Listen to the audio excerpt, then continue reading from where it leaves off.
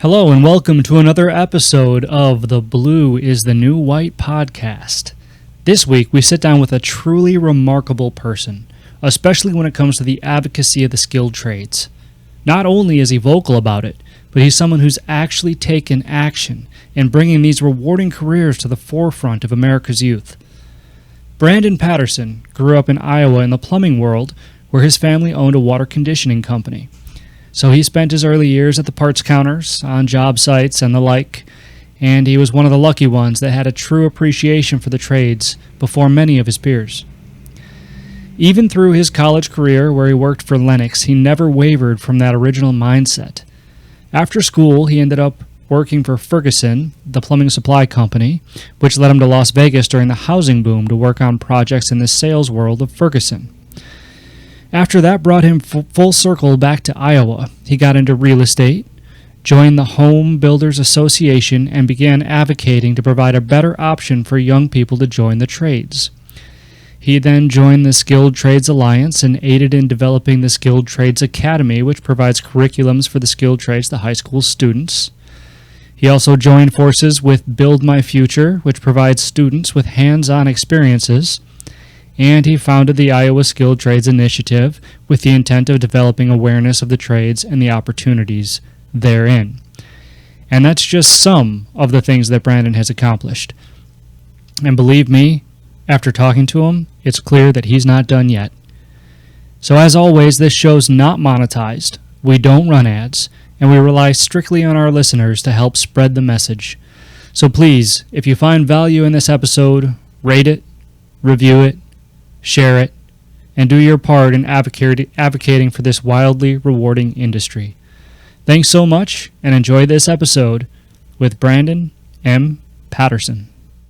I'm here today with Brandon Patterson. Brandon, welcome to the show. Why don't you go ahead and introduce yourself to the audience? Sure. Yeah, I'm Brandon Patterson, Des Moines, Iowa. I work for the Home Builders Association of Greater Des Moines and Iowa, and also am part of the nonprofit Iowa Skilled Trades. Oh, very cool. My audience can already tell why I was excited to talk to you today. So I'm curious, man. I know that you've got a lot going on, especially right now, and you've got your hand in a lot of different things. But how did you get started? What's your background? Yeah, my background is I grew up in a plumbing family, small town, rural Iowa, owns 3 different locations around that area, northern central Iowa.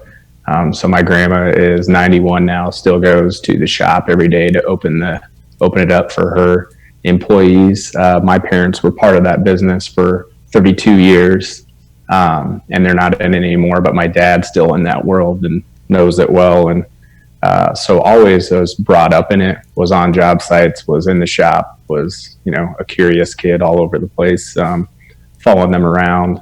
So grew up in it, and then just happened to kind of just always live my life around it somehow, not on purpose, but my wife was hired straight out of college to a company called Ferguson, which is a national company and actually international, owned under like their Wosley label. So she was hired and moved to Colorado. So I moved with her, and then moved us to Vegas during the housing boom.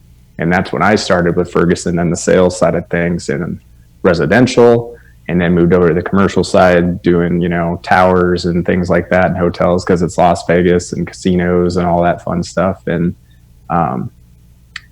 we're there for quite a while before it got real crazy with the financial crisis and all that. We lucked out, got out, and they moved us to Omaha with Ferguson, and then they moved us back to Des Moines. So we made our way all the way back to Iowa, and then I actually left that to start in real estate and really focused on custom home building and that stuff. And then that's when I got super involved with the Home Builders Association, sat on the board for over 6 years, sat on the state board, started getting involved in the national side of things, and just was always really focused on it just because I grew up on it, had a passion to get people excited about it and be energetic about it, and really trying to figure out, because for years, we heard about, we need more kids, get in the industry, we need more kids, but nobody was really doing anything about it.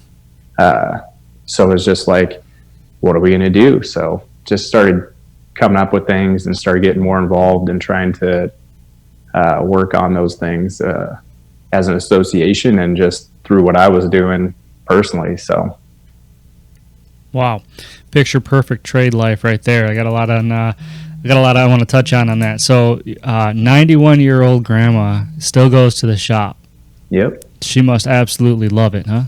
Yep, she's hardcore. Get some of that work ethic from my grandma and my mom's side of the family there. And it's super interesting. I always bring her up because it's always, it's that you don't hear that very often unless it's it must be a small town Iowa thing, because you hear that from some of the lumber yards and things like that where they still show up and open the shop, and it's part of their life. So yep, that's going to be my dad at 91 years old. I don't think anybody could force him to retire if they wanted to. I'm not a retired guy either. It could be me. Well, yeah, right. What are you supposed to do with yourself when you retire, man? Especially when you live your whole life working with your hands. Mm-hmm. I mean, that's I think that's a common trait amongst trade people is, trying to find something to do after it's all done, right? You always have to have something to do. Absolutely. So, obviously, that you were involved in the trades and you knew about it from a young age. So your perception of the trades, growing up was probably a little different than your peers, I would imagine. The ones that weren't in the trades, didn't have family in the trades. So what do you, I won't ask you about your perceptions, but what did you notice, if you remember, in high school? What did you notice about the people around you, and knowing what your family did for a living and seeing what, maybe all your peers' families did for a living, and their thought process around it? Did anything stand out to you?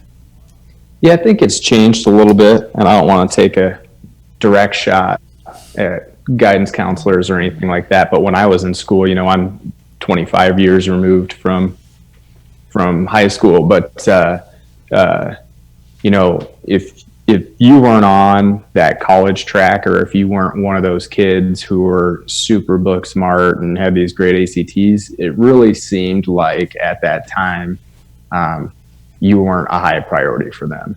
It was checking the box where you did your mandatory couple meetings a year with them, but they weren't there for like daily support. They weren't there showing us, the options available to us. I agree. Like, I grew up in it. I knew the option was available to me, those types of things. So it's a little bit different.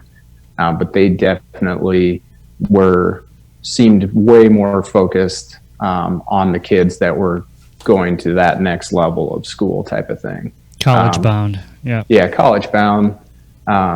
Even back then, it seemed like if you were going to community college, it was still a lesser deal. They didn't make you feel that way, but it felt that way to me.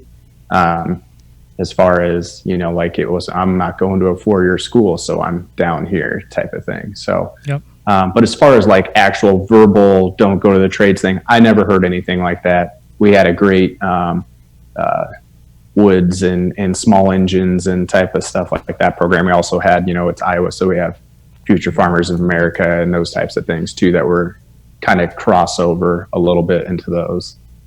Yeah. Yeah. And, you don't have to take a shot at any guidance counselors. I'll do it for you.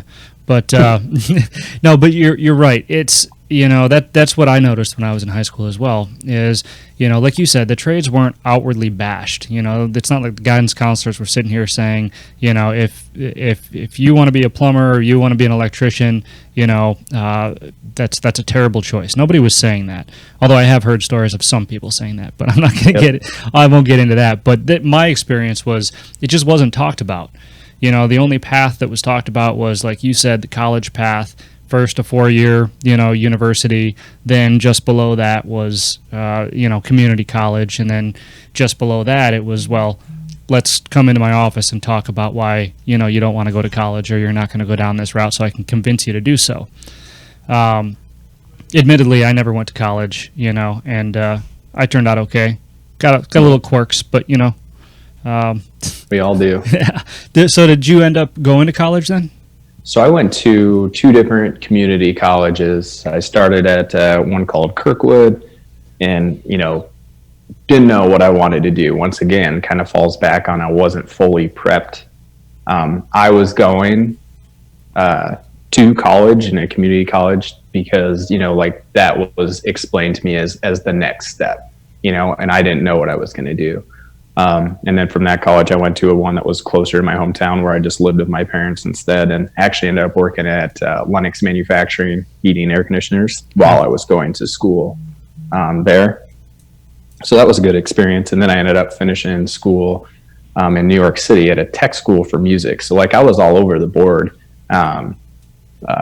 And they were all good experiences, but luckily it was just community college, right? Otherwise I probably would have been under the huge burden of debt had I been a 4-year school and took me 6 years to figure out what I was going to do, type of thing. But I was fortunate not to do that. I working at Lennox and doing other jobs while I was going to school helped pay for school. I was in school, type of thing.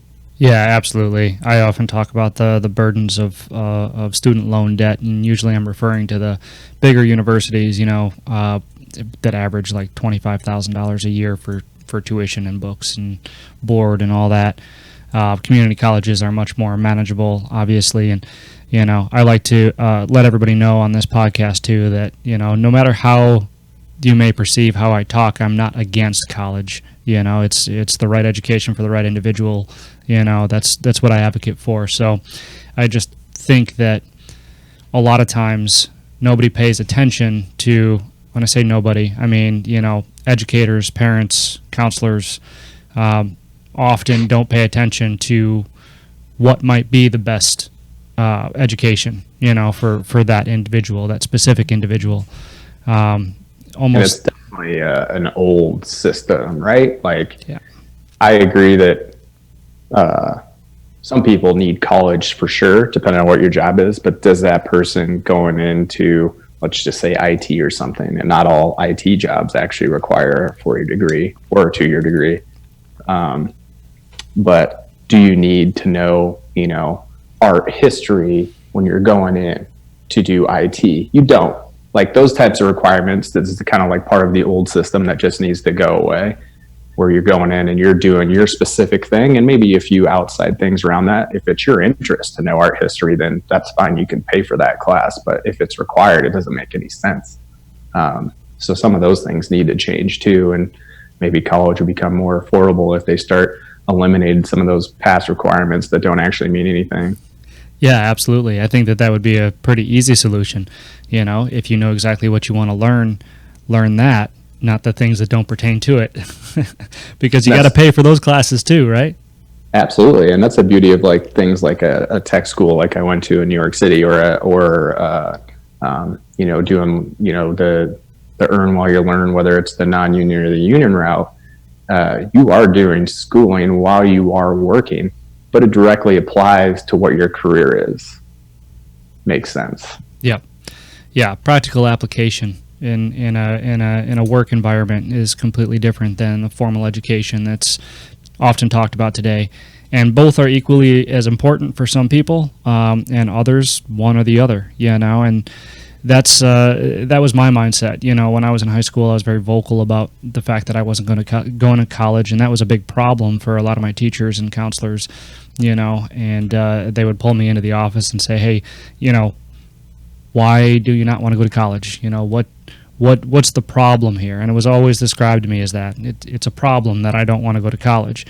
But nobody really took the time to understand what it was that I was saying. They asked me, I told them, but they didn't really accept that as a response. So, and then obviously we're seeing a little bit of a shift now. I know that at least in my world, in your world, I'm seeing more people become open-minded to this and really start to understand and appreciate what the skilled trades could have to offer, and coming with partnerships to trade schools and things like that are becoming, a little bit more accepted, I think, even though shop class in a lot of these high schools around the country has been removed, but it's hard to tell, and I don't know where it's headed in the future, especially now. COVID threw a wrench into things. We were just talking before we turned the camera on here about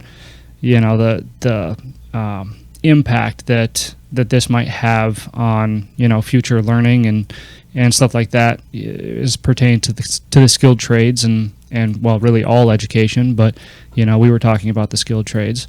So anyway, I'm going down a rabbit hole here. Let me reel it back in. So after you got out of college, were you still working at Lennox then, or did you make the immediate switch over to Ferguson? After I got out of school, normal college, I moved to New York to do the tech school. So once I finished tech school, then I moved back to Iowa and actually ended up working for a furniture store in my hometown. So like delivering furniture, helping remove carpet with the carpet installers and things like that. And then met my wife, and then she was out the door to Colorado. And then that's when I went to Colorado and worked for a random events company. Like they're putting up carny tents and things like that, and just random event stuff. And then once I moved to Las Vegas, that's when I started with Ferguson and started in their trainee program. So the way it works is similar to probably other ones out there, but you start as basically you're in the warehouse for a certain amount of time, learning those systems, learning the parts and the pieces. Then you're into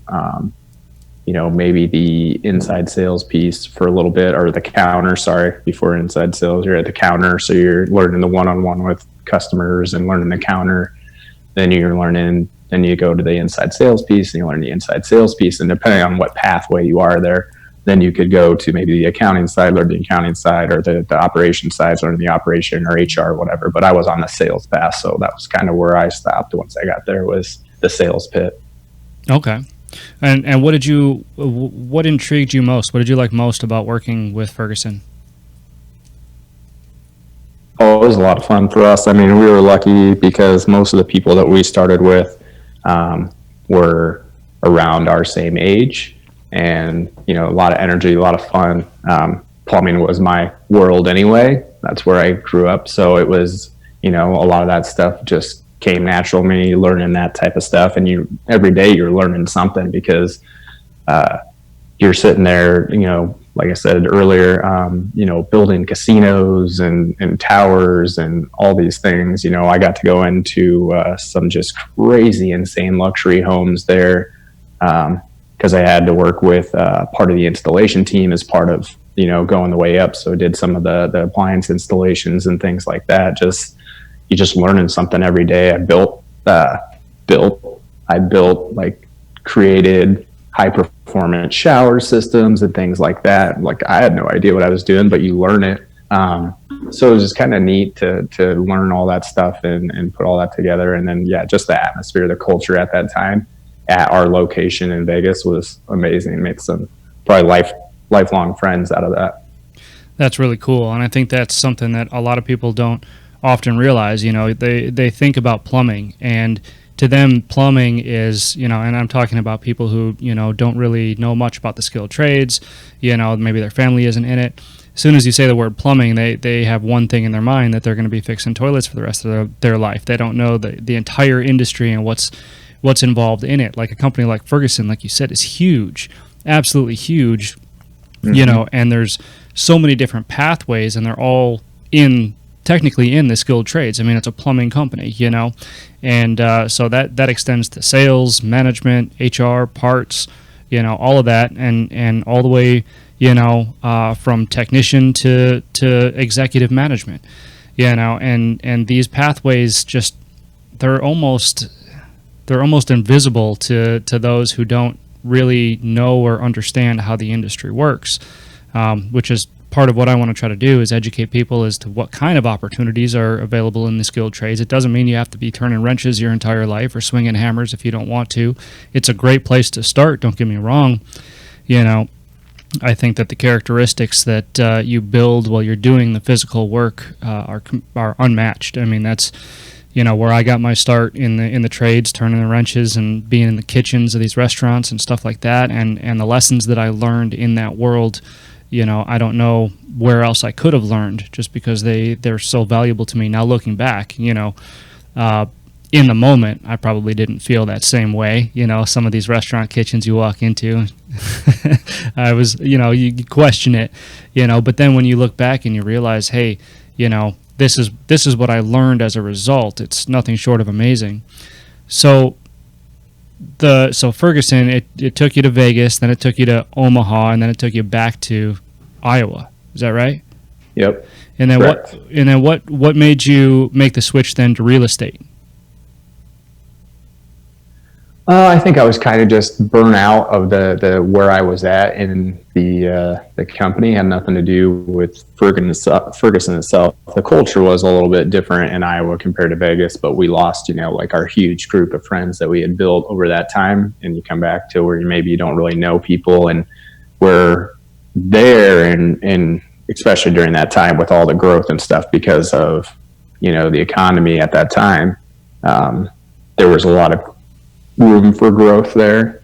You could become outside sales, or you could probably move around operations or HR or wherever. I mean, it's just, sky was kind of the limit thing, depending on how hard you wanted to work. To, then we were in the recession, and just room for growth was just kind of not really there. So it got really kind of stagnant and just wasn't feeling it. So I was ready to, was on my way to do real estate anyway before I met my wife. So it's kind of like just picked it up when I got to that point, and, started doing that and did it for 8 years. So, and just like I said before, kind of focus on the existing home stuff is kind of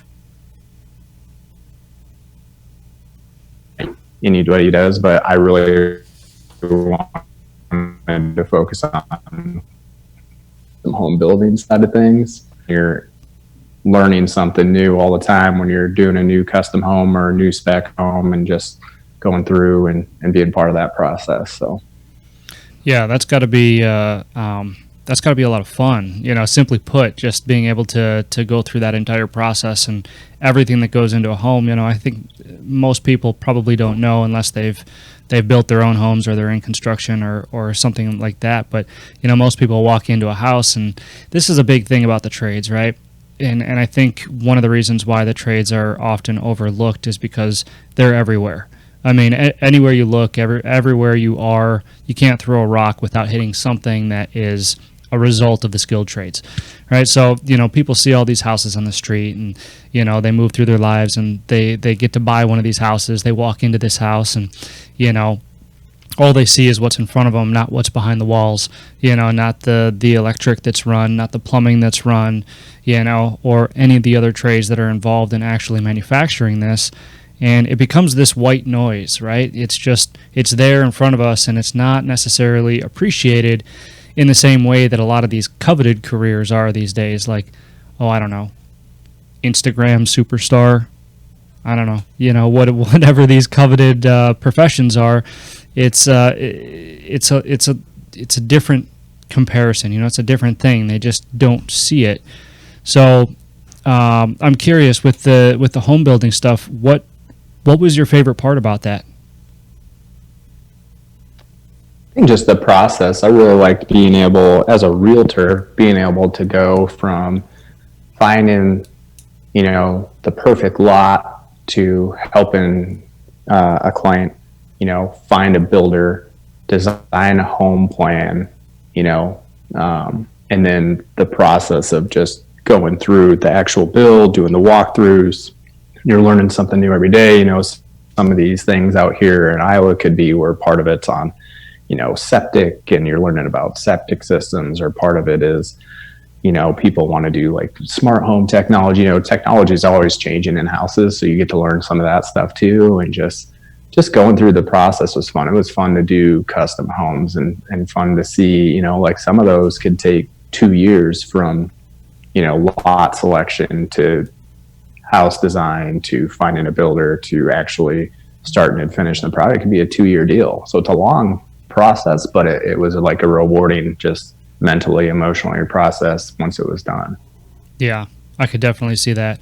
And truth be told, I'm about to find out here shortly. I just got a lot, and we're going to be starting the home building process myself. So, little nervous and a little excited about that next chapter. But one thing I am excited about is being involved in the process, because being a skilled trades advocate, I'm just enthralled by that kind of stuff. So, looking forward to that process. So, I know you're heavily involved with skilled trades advocacy, as I am. So I'm curious, kind of how you got into that route and what you're doing with it right now. Sure. Yeah. I mean, once again, since I was brought up into it, I probably had a little bit more passion for it. And, like part of the people that I know, I'm sure from like the Keep Craft Alive movement, that you see, like it seemed like if you follow it on Instagram and stuff like that, you could kind of see what they were doing out on like the East Coast specifically. And I was like, yeah, man, this makes sense. I mean, they've got a little movement going.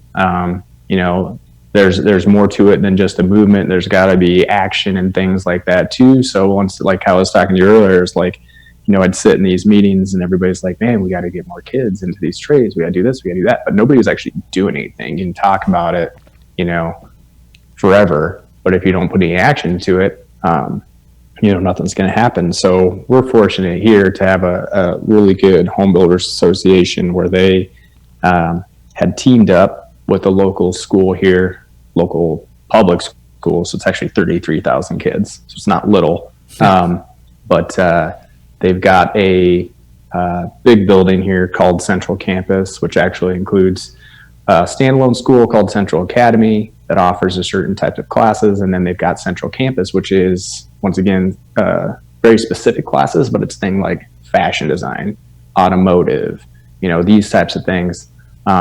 So they had a few pieces of skilled trades. The welding class there had been around for a very long time.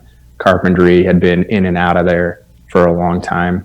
But what we wanted to do was create a whole skilled trades academy. So we had the director of that at the time of that school, and then one of our local guidance counselors from a different part of DMPS, but one of the home schools is what we call them, come and pitch to us like, we think we can do what you guys want. Here's how much it's going to cost.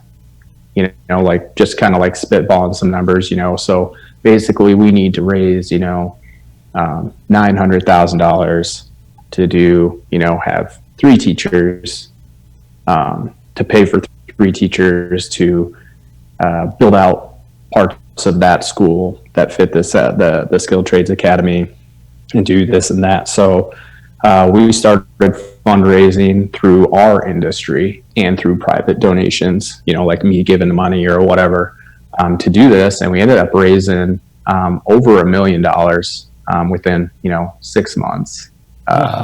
So we knew that it was something that we were going to be able to do. And then we just start going from there, and you start, it's a learning process. We're still dealing with it today, and we can talk more about that later. But so anyway, we were able to secure the money and find teachers. They let us get away with some things as far as the teachers don't have to be teachers. As long as you have 4,000 hours, they consider you an expert in that field that you're teaching. So it crosses over. They've got to do a few things for your Department of Education, but as far as allowing them, so our welding teacher was brought up in the union. He's an excellent teacher. Like him, he wasn't a true teacher, but he had those hours. Our electric teacher, now once again brought up in the trades, had those hours. Our plumbing, and kind of like our general guy, but also does our advanced math, like construction math and things like that. I think he actually does have his teacher's license, but he also has the hours. So we kind of just have a hodgepodge of like some people that had true teachers, some of them that are just from our industry that have the hours that make them experts. So So it's kind of like a unique thing that we've built there.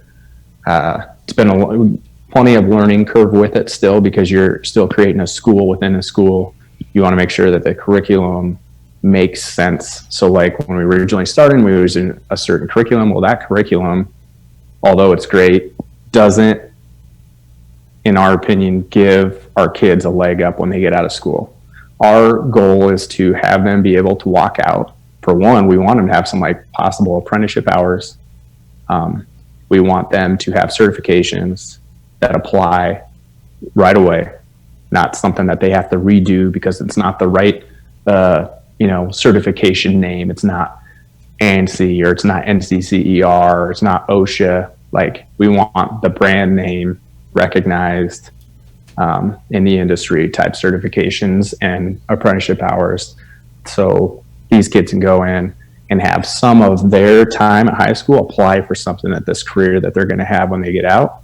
So that's been a little bit of a learning curve and going through some of that stuff, but it's been fun. So we started that in probably end of 2015, 2016, as far as original fundraising campaign, right? And then 2017, kind of start rolling out some pieces. 2018, we finished the first phase of the build out of the True Skilled Trades Academy, which hosts our intro to skilled trades and then some just general carpentry pieces. We have a full different wood shop, full different plumbing shop. We're in the process now of doing phase 2, which is plumbing, HVAC, electric labs, 2 classrooms, and then big lab space. Because right now they're plumbing and electric, or we actually had like a painting, drywall, finishing. They were all on top of each other in this tiny classroom. So we're just trying to continue the build out. But anyway, where I was going with those long stories, like there had to be action to what we were doing, not just saying it. So we had the action. We built the Skilled Trades Academy. Now we just need to keep doing it, and then Build My Future, which is a hands-on event that we do across the state of Iowa. Is another one, as far as another action piece that we can have. This year, before COVID, we had over 3,000 students signed up. It's a one-day event, but it's hands-on. You're doing true welding, you're doing plumbing, you're doing electrical, heavy equipment operator. There could be some IT stuff. We brought in advanced manufacturing, we brought in culinary, we brought in automotive, we're trying to get aviation, just trying to bring in all these different, it doesn't have to be just skilled trades, because the trades is still part of those positions, right? Still part of something of those. We just want people to get their hands on all these different career pathways in Iowa that they're probably not usually exposed to. And it's not that people are looking down on them. It's just that they're not exposed to them. They have no experience. Like you said earlier, like people they don't see them, right? It's almost invisible to them because they never heard about it. So just trying to expose them to that. So we do Build My Future. And then we have Melissa, who's part of the Home Builders team and the Iowa Skilled Trades team. We do multiple summer camps for girls specifically. This year obviously didn't happen because of COVID, but there was going to be 2 more girls summer camps this summer. And then we were going to do a co-ed piece too. So, and those are always, they're completely filled. We've no vacant spots. Really? We started doing those. Nope. And it's funny, and I'm going to go off topic a little bit, but like the girls, we have fully signed up, but then somehow we lose them, and I don't know why that is. Like, we have full engagement, fully sold out, signed up, like no spots left. And then, yes, a few of them might end up at our central campus skilled trades, or a few of them might end up at their home schools doing some things, but it's not like we see them entering our industry. The stats remain the same. It's like 9 to 11% of our industry is women. Why can't we?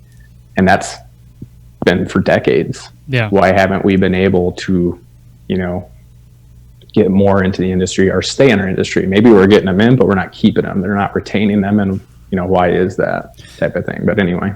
Yeah, no, and all of that is that's amazing, because you're right. And I'm going to go all the way back to the beginning of your story.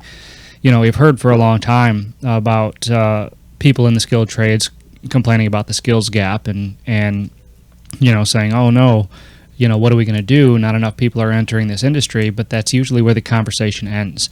So people like you and everybody else involved in the academy and the associations and stuff like that are actually taking true actionable steps, which, I mean, from what you're describing, that's one of the biggest actionable steps I've heard of anybody doing on this show. So that's absolutely fantastic, and the fact that you're continually improving on that, is really remarkable, and I think it's exactly what we need.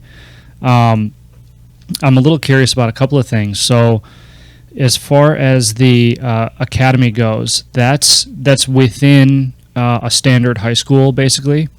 Yep. And so, how do the kids do they elect to take the courses that the academy offers? How does that work? Correct. Yep. So anybody in DMPS, and technically, if there's I'm going to say the wrong word, but it's like an articulation agreement or something like that, basically. So not only can DMPS go to that, you can also have the surrounding schools, which is called the Golden Circle around here, come from as far as an hour out that want to come to these schools. Now, the way that it usually works is you have to have your general criteria met at your home school, and your home school cannot offer that class at their home school. Makes sense, right? But then if they don't, and you've got done what you need to get done, you sign up for those classes, and you can take those in-depth classes at Central Campus. And just some other ones that are there. There's a nationally recognized culinary program. 2 or 3 years ago, they were beating colleges for that culinary program. We have a marine biology program there, which is the craziest thing that I've ever seen in my life, because they take water from our dirty Des Moines River, they pump it in, they filter it, and it comes down to these tanks in these classrooms, and they have fish in there, saltwater, just insane. And they breed clownfish. They were one of the first ones to ever do bred in captivity clownfish type thing. And Wow. They build their own reef there, so they'll grow the reef and then they sell their reef out. It's crazy. But all the programs there have similar things like that, where they're doing stuff that, if I had that school growing up, once again, you have that experience in those different things, right? Then you probably could have selected your pathway and been like, oh, this is what I want to do, because you had true experience with it and you know that you like it, right? Yep. Yeah, which is huge, right? Because the traditional route, the outdated route is basically pick what you want to do off a piece of paper, for the rest of your life. And that's hard, that hands-on experience is what's necessary, because you could be saving kids, not only teaching them valuable skills as they truly try to decide on what it is that they like to do, but I mean, you could be saving, these young people from a lifetime of, I don't want to, get too dreary or anything, but a lifetime of doing something that they don't necessarily enjoy doing, because that's often, we hear that a lot, right? Is, somebody ends up going to college, they've got all these dreams and aspirations, they come out, they end up getting a job, desk job or something like that, and it's just in a field that they absolutely hate, but that's what their degree is in right now, and that's kind of, they've accepted that, okay, well, if this job doesn't work out, I'll go to this next job, but it's all the same career path, and the career path may be one that they're just not suited for or just don't like. So the fact that they have the ability now within that academy to put their hands on several different careers, it gives them such a greater opportunity to spend their entire life doing something that they know that they want to do and figure it out at a young age. That's incredible. It's funny that you said that too about the piece of paper, because even this year, right, we've had counselors come to us and say, can you guys come up with a better description for this, so they can sell the Skilled Trades Academy, or so we can sell Build My Future for people to come up. It's like, that is something that's wrong with it, right? We're trying to sell a piece of paper and a description when clearly we're in a generation, like, for one, I'm considered millennial, even though I don't believe it. But the generation after us, the Gen Zers, they're even more visual than we are. they grew up with the phones and the computers even more than we did. They're on TikTok right now. We need to be making video descriptions or just like hype videos for every single class and that type of stuff, instead of trying to just have it written. Doesn't make any sense. Yeah, that's a very, very good point. I mean, proof is in the pudding. They, like you said, they've grown up with these phones, and this technology, and that's what they relate to. It's that visual stimulus. I mean, it's that's why people that's why people are listening to audiobooks now rather than reading them. And I think that's where the future generations are headed. And congrats to you for recognizing that, because that's going to be huge in the future. Like you said, hype videos. That's how you develop intrigue for this kind of stuff, because that's what they're focused on. Most of the day is this technology. We were talking before about unplugging. But the fact of the matter is, especially the younger generations, I mean, we're all plugged in all the time. This is where our attention is. So why put something on a piece of paper when you can make a video of it, or even an audio recording would be better? Yeah. So that definitely, I definitely agree with that thought process. Yeah, and jumping ahead, kind of what we talked about before we started recording too, is in a way, this COVID stuff has made us jump toward even more of doing these video, audio type of things, but just making sure that it applies over to what the students should be learning.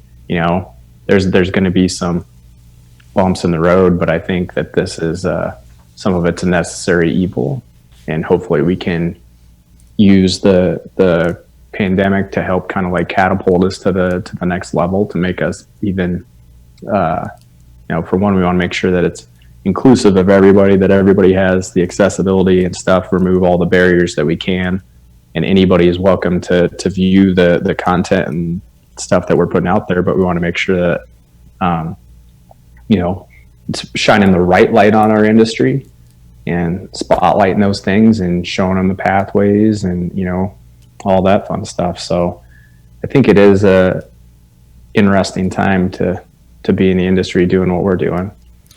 I agree. I think it's kind of like we were, this industry was forced into exactly what we're talking about, and I think that that's a good thing, because the transparency of it, you can read all day long about what the skilled trades are, but it's a lot different reading about a heavy equipment mechanic and then seeing, a piece of equipment where the tires are as tall as your house. It's a different feeling, right? And that's what we have to play towards is the feeling that you get from the skilled trades, or whatever it is that you want to do. Reading about it doesn't often spark that sensation in somebody. Actually physically seeing it, hearing it, or the best thing, putting hands on it, being next to it, is really what sparks that. And that's where your gut can tell you, oh man, this is something that I think I could really get into. This is something that I could do the rest of my life, And I think that the technology the technology hasn't changed that much in the last couple of years, but as far as like phones and stuff goes, like you just started to see our industry put daily stories out on Instagram about, I'm on a job site visit, or, ask questions, like the community of construction workers on Instagram and stuff like that. It's awesome. People are asking questions. They're shooting information to each other. They're talking about tools. They're talking about carpentry. They're talking about plumbing. They're talking about why they do this, why they do that. And then you have people like Turner Mining Group, or even like Build Wit, who use that heavy equipment mining type, and they put a spotlight on that industry, and it looks awesome. I would have done that as a 20-year-old. Like, I'm going to go do what they're doing. It's different. We've never seen that before, and I'm sure that there's probably somebody doing that for the agriculture industry around here and stuff like that, just to kind of put a spotlight, or in somebody doing it for the manufacturing industry, because a lot of the stuff that we do is really cool. Yeah. Oh, absolutely, without a doubt. And that's what we need to showcase. I'm really curious about this all girls summer camp that you were talking about. You said something to me that was really intriguing. It's that you sell out you know, you have all the spots taken up, but then people end up dropping out. These girls end up dropping out, or they don't end up showing up, or they don't drop out of the summer camp. So fully engaged during summer camp. Doing the job site visits, doing all that. The thing that we're probably not seeing, like the crossover, the results is, you know, the actual during the school year, right? Okay. And then after the school year, coming into our industry, maybe through internships, work-based learning, whatever. So yeah, no, summer camp, awesome. It's after that, like, how do we keep them engaged, and how do we keep that, let's say it's 20 to 50 girls between the two or whatever, how do we get them to go next level with us here? And then after your high school, continue to stay engaged. And I think we're getting better and better at it, but it's still just a few. It's just a few, and we need more than a few. Yeah, absolutely. And that's the part that I was curious about, because, you know, I've been talking with a lot more women in the trades on this show. Got a lot more podcasts scheduled to talk to a bunch of them, and I've talked to a few of them already. You know, and I really like to get into this kind of topic. I mean, we could do a whole show on just this, I'm sure.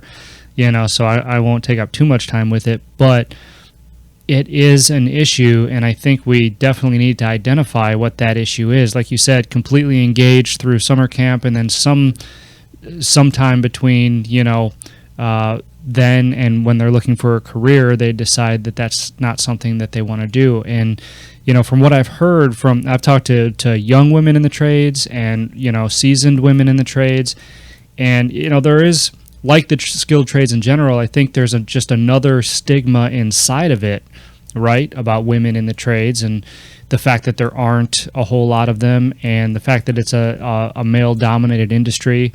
Obviously, this stuff needs to change. I mean, I know some women that could work circles around their male counterparts, you know. Yep. And especially when we're talking about the skilled trades gap, I mean, you're talking about 50% of the entire population that's being, you know, I don't want to say disregarded, but really not thought of as a solution as much as they should be, you know, because they, I mean, it's obvious. It's right there in front of us. You know, this industry, it's always historically been male dominated, but really for no good reason other than the thought process of, oh, well, the skilled trades are manual labor and women aren't as strong as men. You know, those are the two things, and I'm just going to come out and say it because that's what the stigma was, you know, over the past 50, 100 years, you know, and now it's nice to see that it's changing, but, you know, we definitely need to make sure that we're continuing to focus on this and identify, you know, what it is that's preventing more women from coming into the trades. Is it pressure from their peers, parents, educators? Is it still that stigma that's surrounding it that just, you know, a girl goes to their parents and says, hey, I want to be a plumber, or hey, I want to be in construction? What's the immediate reaction from their parents? What's the immediate reaction from the educator? You know, even if it's well-intentioned, do you give one of those micro messages before you respond to them? Like, you really? You know? Mm-hmm. So it's little things like that I think we need to be aware of and identify so we can, you know, really work toward a solution. Yeah, and you hear it all the time. Like, parents just want, you know, their kids to do better than we did, right? Yep. And that's what everybody thinks. But like, once you bring home a few paychecks from the skilled trades, I think that should go away, right? As far as that piece. Yep. You know, I think we always throw a lot of it at the stigma and stuff like that, and it does exist. And I don't think it's as bad as we make it sound. I think a lot more of it is, once again, the exposure. I think we have to do more work than we've been doing for the last, you know, 4 or 5 decades as an industry, where you used to just put in a help wanted sign or whatever in the newspaper or whatever, or even people doing it on Facebook. That doesn't work anymore. Like, you have to truly go out and engage with these people. So it's like these old school methods that don't work anymore. We need to change that as an industry. We have to work harder to spotlight our industry and spotlight what we're doing. Like I said earlier, I think we're doing a better job at it. It just takes time to like build that momentum, which I feel like we are on a momentum pathway up, but we're probably like 5 to 10 years from fully realizing that. And the bad thing is we're also 5 to 10 years probably from fully realizing the boomers retiring.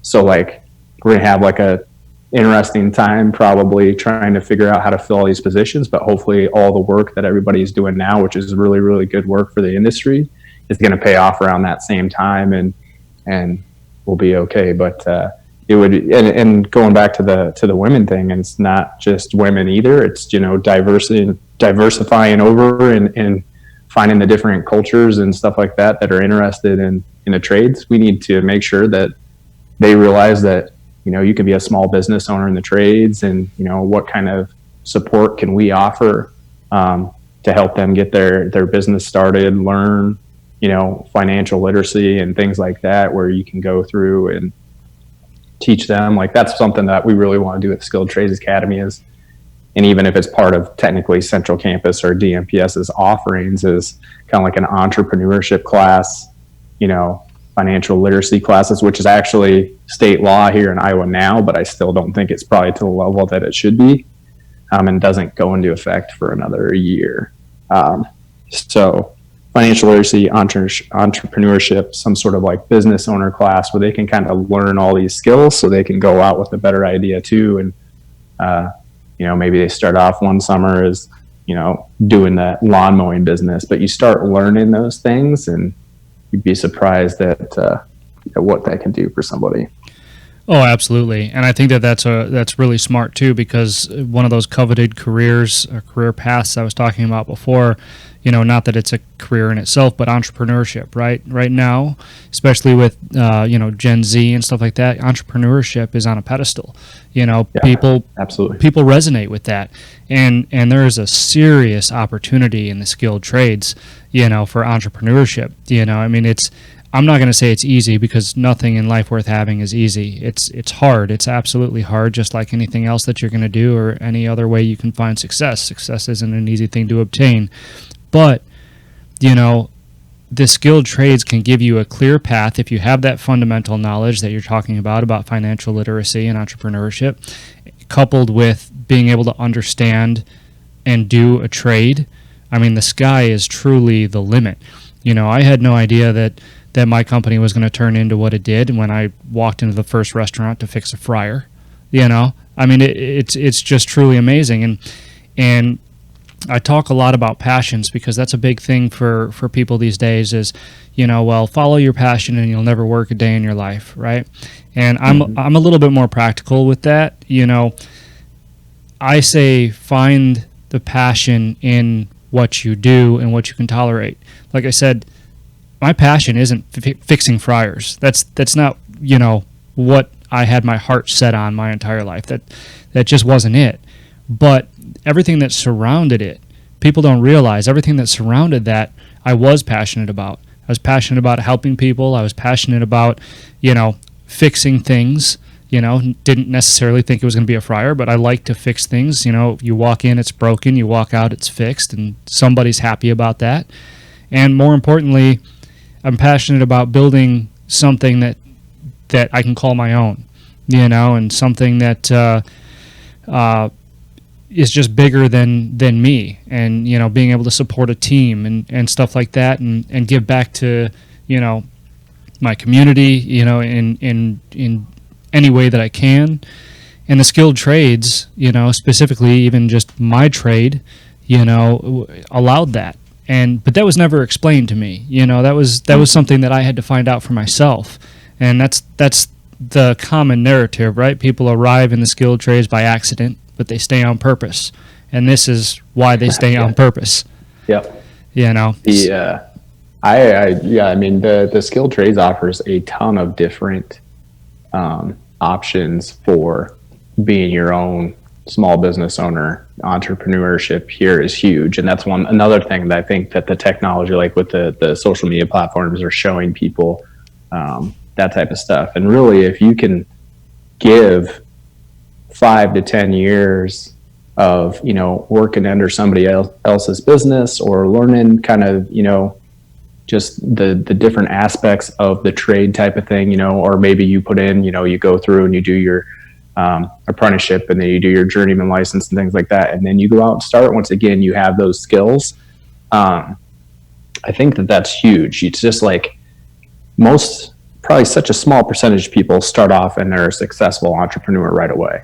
They put in the time, they learn the trade, they learn the business, and then they go out and start. But if you can see where people started and where they are 5 to 10 years down the road in this industry, it's amazing. Like, I know people that started as deck builders or framers that are now, multi-million-dollar custom home builders. It takes a little bit of time, but the success stories, our industry is full of them. The one piece of the entrepreneurship thing too is just I call it like the franchise angle. It seems like there are so many. Our industry does certain things really well, but then we have gaps. And if you can find those gaps, you can be a niche industry, franchise it, and put it across America if you do the franchise right. There's plenty of like handyman services. We need handyman services right here. And Des Moines not that big of a market. We're only 600, 700,000 people with all of our surrounding communities.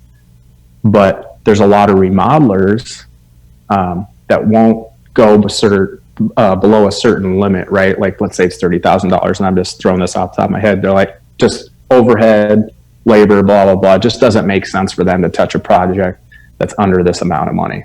So then what happens for that person that just wants a really quick 5x9 bathroom remodel, and doesn't want to spend $30,000? So what happens to somebody who just wants to do a vanity remodel, which is just such a small part of a bathroom?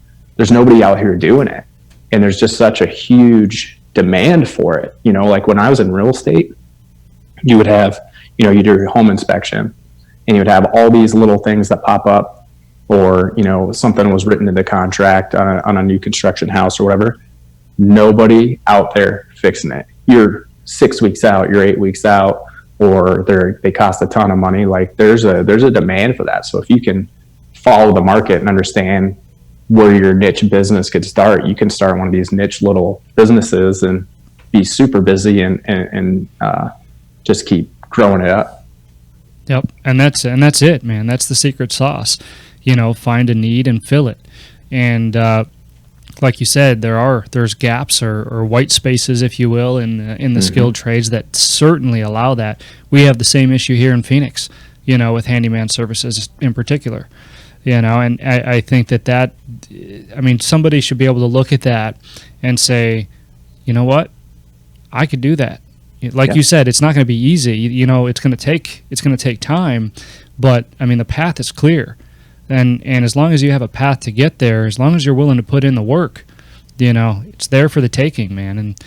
And that's exciting. And that's really what I mean when I say, that we should be setting this next generation up to be successful by their definition.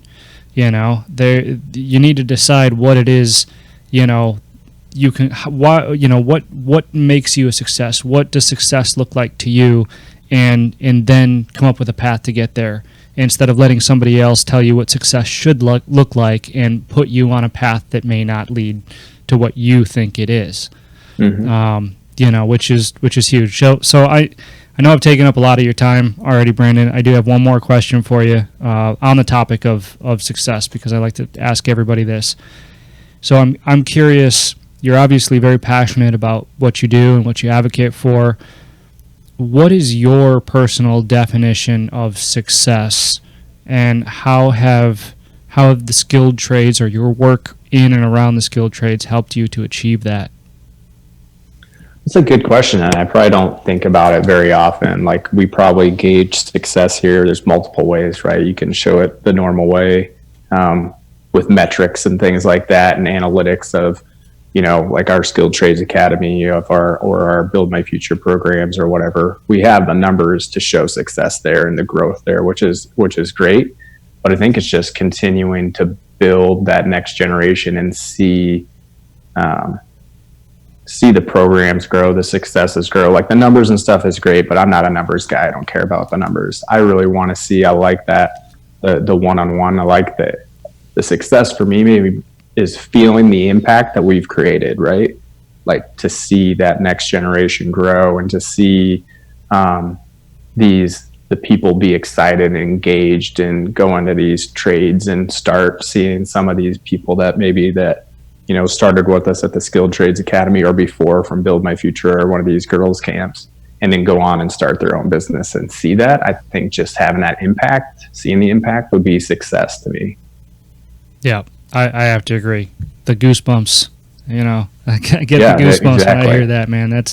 That's fantastic, and it's one of the best definitions of success that I've heard, you know, and I really respect that. So yeah, I'm not money driven. I am definitely, my wife would tell you that. So like, I am definitely more, you know, impact driven and seeing my success, like from the work comes like true success or true impact, I guess, instead of, I know money is an impact and money is something that you get from your hard work, but I want to see it through somebody else. Yeah.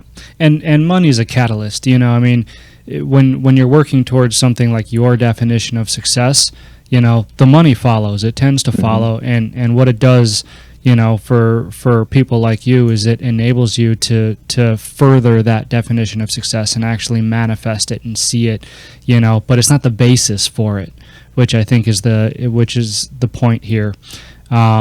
So anyway, Brandon, I really appreciate that response. I appreciate you taking the time today to talk with me, and I really respect and admire everything that you're doing for the industry. So why don't you go ahead and let people know where they can find you, where they can learn about more about the Academy or whatever else you want to say before we wrap it up. Sure. Yeah, I'm very easy to find as far as myself goes on social media. I'm on LinkedIn. I think it's Brandon M. Patterson. My Instagram is Brandon M. Patterson, DSM. And then I run all of our social media for the Home Builders Association and Iowa Skilled Trades. So DSM, HBA on all the platforms, Instagram, Facebook, Twitter, and then Iowa Skilled Trades, same thing. It's just Iowa Skilled Trades on all those platforms. We're on Facebook and all that stuff, but have a website for Iowa Skilled Trades that we continue to update all the time and hopefully make it better and offer more and more, you know, show scholarships that are out there, show different events that are happening. So don't be surprised if you go on there and it's different every time you look at it, because we're always trying to like grow what we offer on there. So that's the easiest way to find me. You can email me at brandon@dsmhba.com. I respond as fast as I can. So I appreciate it. Awesome. Well, thanks so much for being on the show today, Brandon.